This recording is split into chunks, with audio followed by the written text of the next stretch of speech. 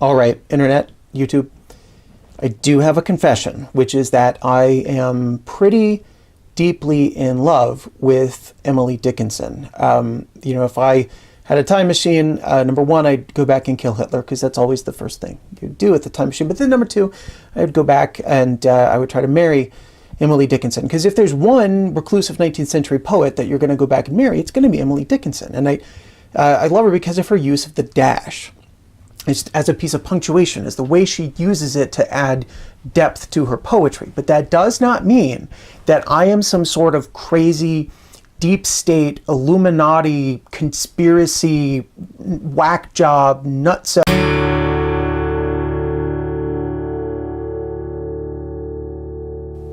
All right, yes, dashes in this grammar short. Also, parentheses and hyphens.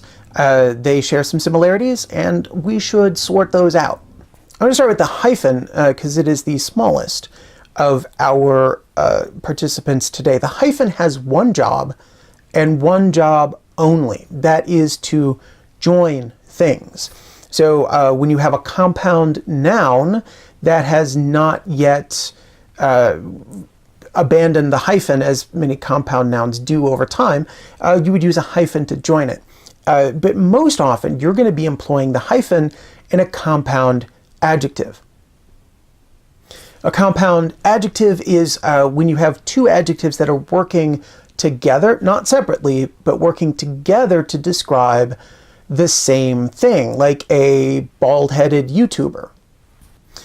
No, wait, I can do better. A sad-faced, middle-aged, bald-headed wannabe YouTuber. And again, you want to be careful that the hyphenated adjectives are actually working together instead of separately. So, if you're talking about the red floating boat, you don't hyphenate red and floating because each one of those adjectives could be working separately. But if you were talking about the red painted boat, you would want to hyphenate red and painted because they couldn't work separately. You would also use a hyphen for all of the numbers between 20-1 and 90-9. And where you get into trouble, this is the single most troublesome spot with hyphens, is when you're talking about how old somebody is. You can say somebody is 10 years old, no hyphens, or you can say they're a 10-year-old, hyphens, or a 10-year-old child, hyphens. That'll bring us around to parentheses. Parentheses actually have the exact opposite function. They are used to separate. For example, when you're separating the dates that somebody was alive from the rest of the sentence where you've mentioned their name, or if you've got a phrase or a clause or sometimes even a whole sentence that is not grammatically necessary and sometimes not even entirely necessary for your reader to know, you would separate that out into parentheses. And then finally, the dash. And I love the dash because it is so versatile and so flexible.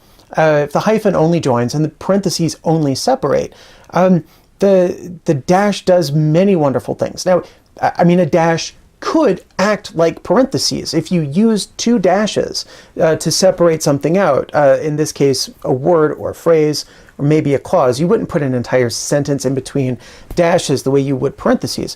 But you can separate something that's not grammatically necessary from the rest of your text with a pair of dashes. And that is a completely different feeling than if you separate something out with parentheses. Parentheses are a kind of signal to the reader that what's in between them, not the most important thing for them to know.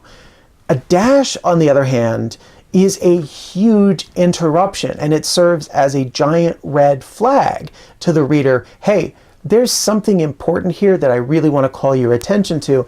It maybe doesn't fit with the rest of my sentence, but I'm putting it here and I really want you to know it.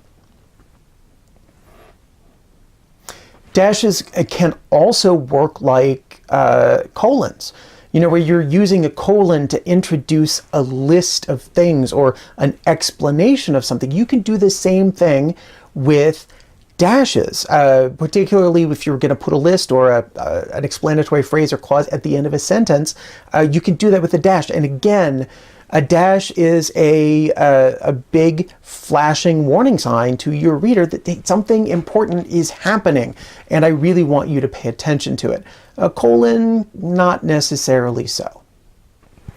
So to wrap it up very quickly, hyphen only joins. Parentheses only separate. The dash is what made Emily Dickinson my girlfriend. I'll see you for the next one.